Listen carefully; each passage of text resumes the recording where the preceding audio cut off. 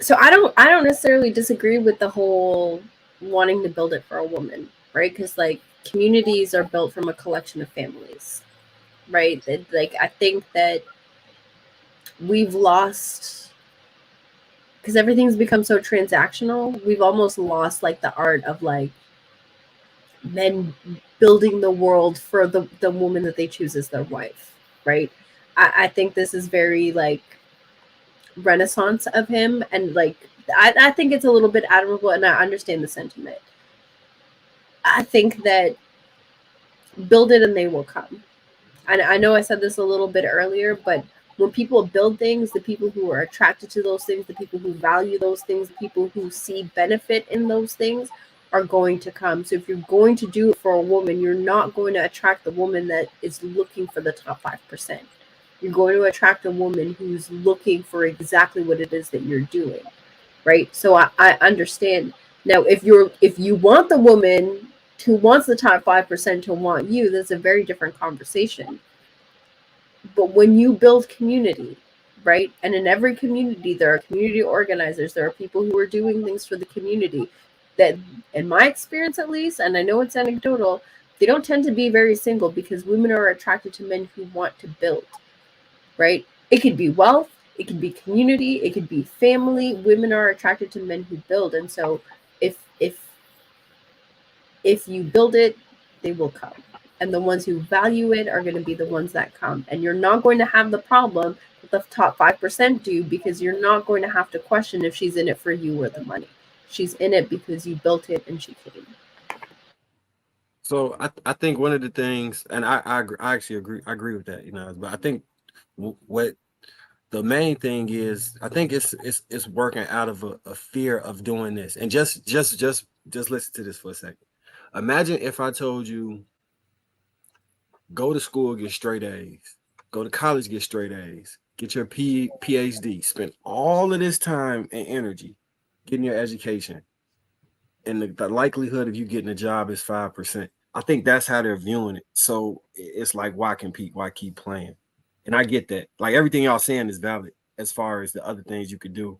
But that's like the reshaping I kind of did when I was understanding this. Like, what would be the incentive to keep? Because men are incentive based, right?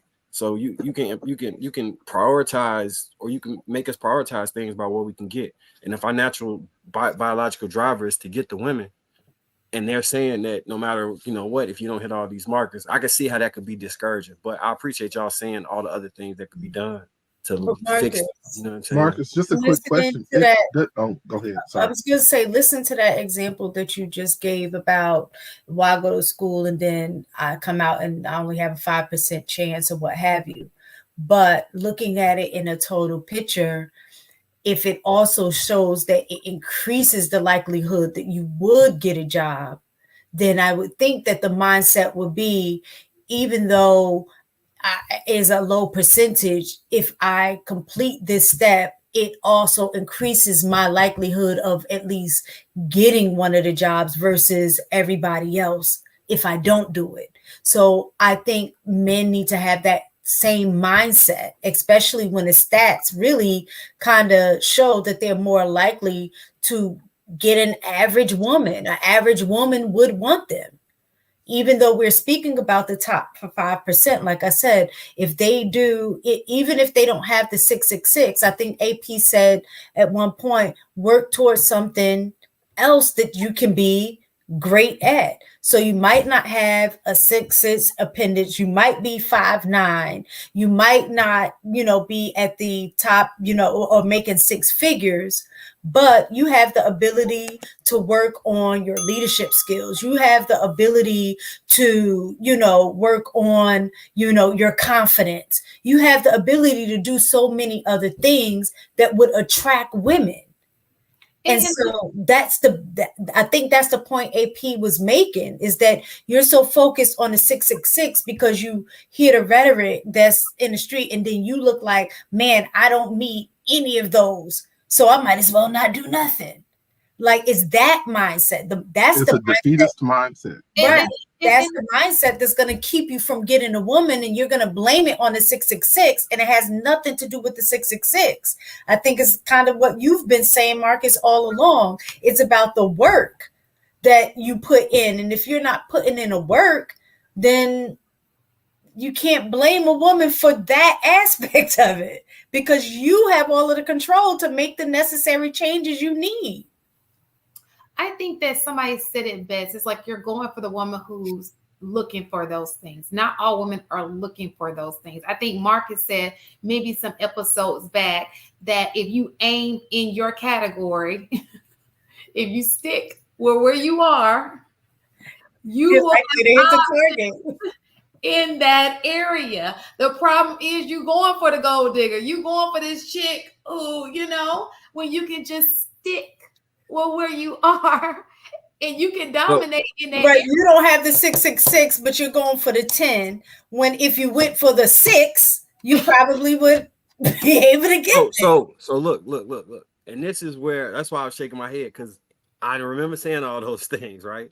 And in this self-reflection, what I've seen is, according to that We Waffles thing, they showing how even the girl that would normally pair up with the 6, because of social media, now she feels she has access to the guy that she really would aspire to, and then she's like shitting on the guy that would be her actual 6 counterpart, and that's where all the anger is coming from. So let me ask you a question, Marcus, and I've asked this question before.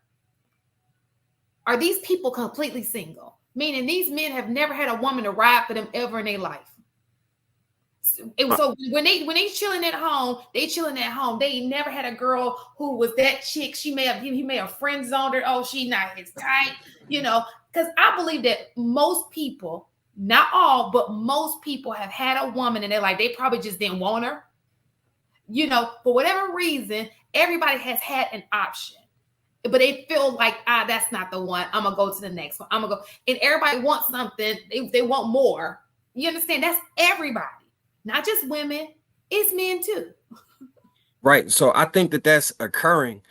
Men aspirationally want it, but kind of understand that they're gonna, whatever they level, what their main argument is, what we should both level out as, they're unable to level out and get, because even though the woman should be leveling it out to this 6 and 6 going together, what's happening is the 6 woman is still saying, I'm not settling. I'd rather be by myself than not have, the guy that the top 5-10%. And they like seeing that that's the trend right now, even if it's not just aspirational, and they actually are like, so I think that's why Kevin Samuels became so popular.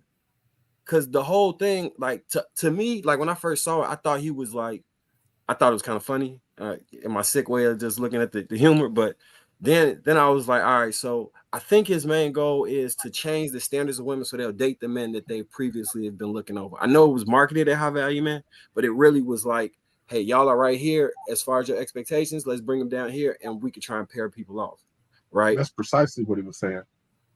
Yeah, I think that. But the only process, so I don't want to do the Kevin Samuels thing, because there are issues with that though. You know what I'm saying? And I get it, because he's right, because men look at your looks, they look at different things than women look at. But we're going to respect what men look at. We have to also respect what women look at. You know what I'm saying? You can't say he gets what he wants and she can't get what she wants, like, because then nobody's going to get. Yes, we can. No. So you can. Nobody's winning. And nobody's winning. That's why our marriage rates are the way that they are. You know what I'm saying? Even the people who have options ain't winning because they ain't getting married. So which is why a lot of women have turned into bust downs, because if you're looking for that top 5%, nobody's looking for that top 5%. I wish y'all. They are all looking for all. Listen, they are not. People who are getting married, if you look at, they're not getting married to no top 5%. They're just not. You're right. They get bust down by the top 5% and everybody in between. That's the problem. That's why I think the top 5%. That's why I like the Kevin Samuels. Check this out. That's why I like the Kevin Samuels. I haven't talked that much. Listen. You're right. They're getting bust down by the top 10%. But guess what? You can't sit here and say she got a baby by Pookie and Ray Ray, because she must have been busting him down too. She had to have given him access to her body, right? For her to have a baby by him. Okay. That's why I said everything in between too. But the truth of the matter is, Shan, that they're not even getting bust down by the top 5% because they don't even have access to the top 5%. Can we pause the calls and we're gonna come back because I gotta get this other video in. Okay. They're taking us like so many different. All right. So you want me to read the rest and then just not say nothing? No, because I don't miss the conversation of the rest. Gotcha. But I want to make sure if we're going to talk about this topic, because this topic goes into the next video, and then we can come back. Okay, gotcha. It's okay with everybody if you just stick with us. Okay, because these super chats be taking an hour, and let me just tell y'all, when I go to bed, I'm ready. Go to bed. Okay. Don't say that today.